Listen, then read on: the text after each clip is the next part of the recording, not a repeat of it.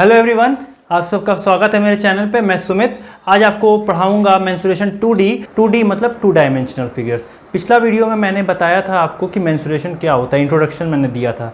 तो आज उसी क्लास को कंटिन्यू करेंगे। अगर आपने पिछला वीडियो नहीं देखा है तो काइंडली दिखाइए।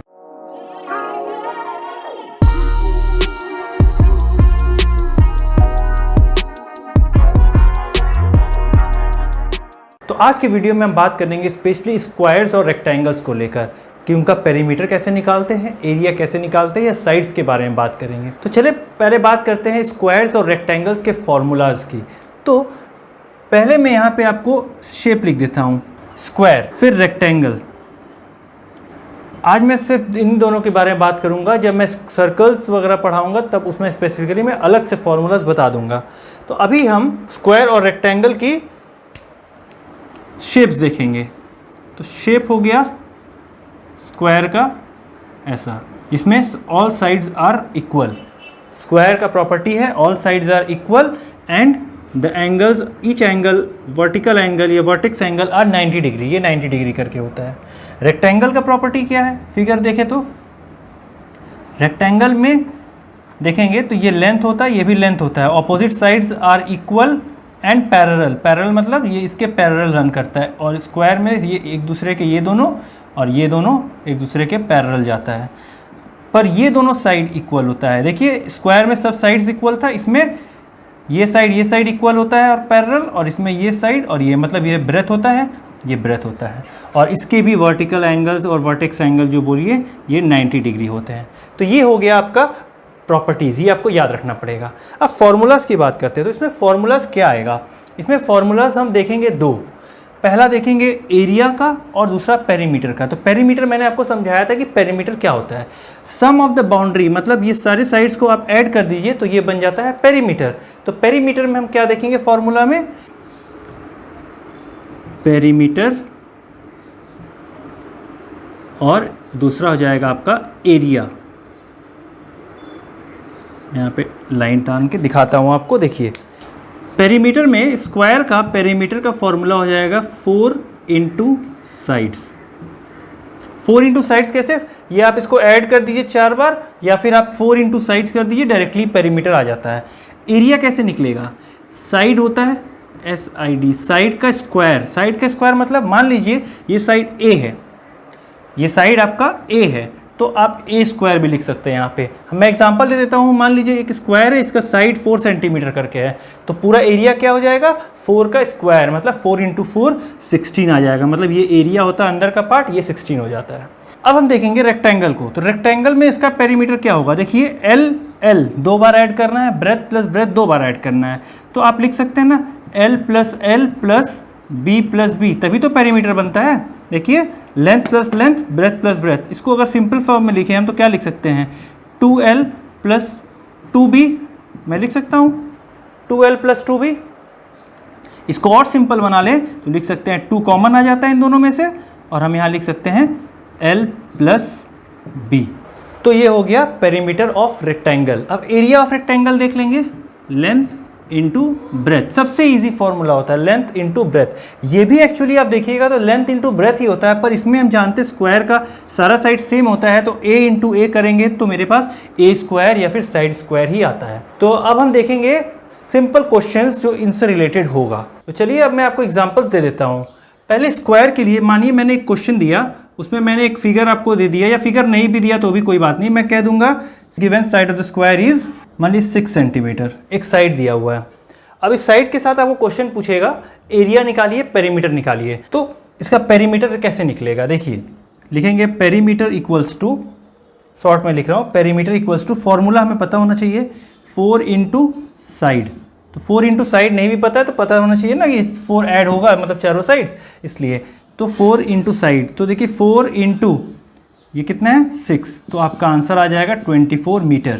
अब इसी क्वेश्चन ने पूछा आपको एरिया भी निकालने के लिए, तो एरिया कैसे निकलेगा, यहाँ लिख लेंगे एरिया इक्वल्स टू, फॉर्मूला होता है साइड स्क्वायर। तो साइड अपने पास दिया हुआ क्वेश्चन में 6 सेंटीमीटर, तो इसको लिख लेंगे 6 स्क्वायर, तो आपका आंसर आ जाएगा 36 सेंटीमीटर स्क्वायर। और देखिए यहाँ मैंने गलती से मीटर लिख दिया था, ये सेंटीमीटर होगा।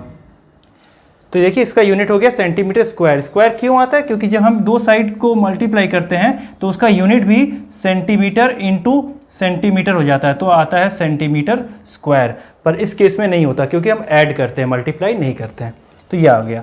अब इस तरह का मैं क्वेश्चन दे दूं रेक्टेंगल के लिए, एक फिगर है या फिगर नहीं भी है, आपको लेंथ और ब्रेथ दिया हुआ है क्वेश्चन में। लेंथ दिया है मानिए 6 सेंटीमीटर और ब्रेथ दिया हुआ है 4 सेंटीमीटर। तो इसमें क्वेश्चन पूछेगा आपको पेरीमीटर बता दीजिए और एरिया बता दीजिए। तो पेरीमीटर के लिए हम जानते हैं फॉर्मूला है 2 ब्रैकेट में L प्लस बी।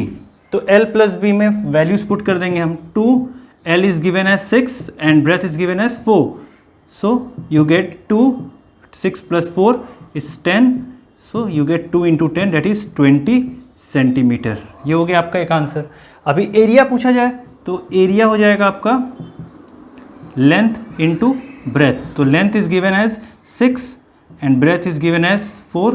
तो 6 4 ज़ा 24 सेंटीमीटर स्क्वायर। ये हो गया आपका आंसर। तो उम्मीद है आपको ये पेरीमीटर और एरिया समझ में आया होगा। अब हम ऐसा क्वेश्चन देखेंगे जिसमें ये दोनों मिक्स करके दिया हो फिगर। तो जो मैं भी आपके लिए एग्जांपल ले आया हूँ वो ये है। ये मान लीजिए एक पार्क है या गार्डन है, उसके बीच से एक रास्ता ऐसे गया हुआ है। पार्क में चलते हैं ना जो रास्ता रहता है वो ऐसा है, और एक रास्ता इस तरह से गया हुआ है। तो क्वेश्चन में पूछा गया है कि जो ये रास्ता है, दोनों रास्ता, इन दोनों का एरिया आपको निकालना है। ये दोनों का एरिया आपको निकालना है प्लस करके कि टोटल रास्ता कितना कवर्ड है। और दूसरा क्वेश्चन ऐसा पूछ सकता है कि ये जो खाली एरिया मतलब बचा हुआ है, इनका एरिया भी बताइए। तो इस तरह क्वेश्चन बहुत इंपॉर्टेंट होता है, क्लास 7 से चालू होता है, ये 10 तक के बुक्स में आपको मिल जाता है। तो चलिए स्टार्ट करते हैं एग्जाम्पल के साथ। तो पहला स्टेप होगा, देखिए ये एक रेक्टेंगल शेप है, हमको शेप समझना बहुत ज़रूरी है। ये एक रेक्टेंगल शेप है, देख सकते हैं। तो रेक्टेंगल में ये 30 है लेंथ, इसका ब्रेथ है 20। तो लेंथ इंटू ब्रेथ अगर कर दे तो मेरा ये पूरा एरिया आ जाएगा। ये पूरा जो रेक्टेंगल है हमें पूरा एरिया मिल जाएगा। तो हम पहले निकाल लेंगे area of field. Field garden जैसा टर्म आप यूज़ कर रहे हैं, बुक में दिया रहेगा उस तरह से ही। So length into breadth that is 30 into 20 we get as 600 metre square. Unit होगा मीटर स्क्वायर। अभी हमें निकालना है रास्ता का एरिया। तो पहले ये रास्ता समझ लेते हैं हम लोग, ये लंबा वाला जो है। तो इसमें आपका लेंथ देखिए क्या हो जाएगा। ये हो गया लेंथ। तो ये जो कि रेक्टेंगल है, ये अगर 20 है तो मतलब हमारे पास ये भी 20 आ जाएगा। और इसका विड्थ जो है दिया हुआ है देखिए 2। सो इस बार लेंथ, ये भी रेक्टेंगल शेप है तो लेंथ हो जाएगा 20 और ब्रेथ हो गया 2। सो हम निकालेंगे एरिया ऑफ पाथ 1। मैं इसका नाम दे देता हूँ पाथ 1, मतलब ये पहला रास्ता, ये पाथ 1 है और ये पाथ 2 होगा अपने पास। तो पाथ 1 फॉर्मूला क्या लग जाएगा, length into breadth again, but this time length is 20 and breadth is 2। So you get as 40 metre square. Similarly area of path 2, तो ये क्या आ जाएगा। इस बार देखिए पाथ 2 में लेंथ इसका पूरा लंबाई कितना है, ये जितना 30 है उतना ही ये 30 ये भी है। So 30 that is length into breadth, breadth is again 2। So 2 you get as 30 into 2 is 60 metre square. तो क्या ये दोनों जोड़ दे हमारे पास आंसर आ जाएगा? बिल्कुल भी नहीं, क्योंकि देखिए जब आप ये एरिया कैलकुलेट कर रहे थे और ये एक एरिया कैलकुलेट कर रहे थे, तो ये रास्ता जो बीच में कॉमन है ये दोनों में आ गया 2 बारी। तो एक बार तो हमें सबट्रैक्ट करना पड़ेगा ना, तो ये वाला हमें हटाना है। तो हटाने के लिए पहले हमें समझना पड़ेगा ये इसका शेप क्या है। ध्यान से देखिए, अगर ये 2 है तो मतलब ये भी 2 है, और ये अगर 2 है तो मतलब ये भी 2 था ना, इसलिए 2। तो ये मतलब साइड एडजेसेंट साइड जब सेम होता है तो मतलब वो स्क्वायर होता है। तो हम निकालेंगे area of common path.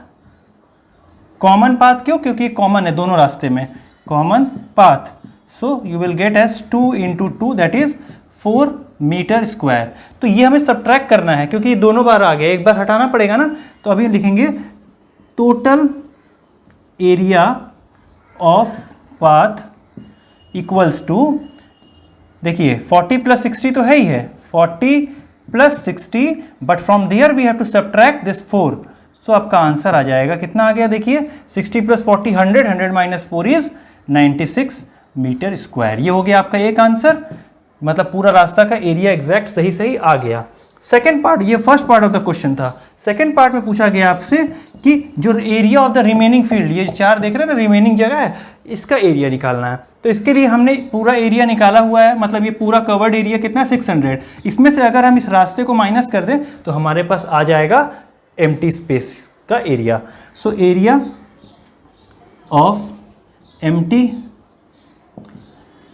Field equals to, आपके पास 600 है ऊपर में, 600 minus 96, so you get as 504 metre square. This is your second answer. तो उम्मीद है आपको ये समझ में आया होगा।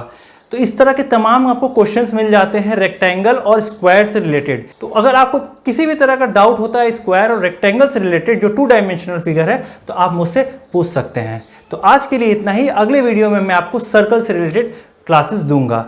Thank you for watching. अगर अच्छा लगा हो तो लाइक और सब्सक्राइब करना ना भूलें। बाय।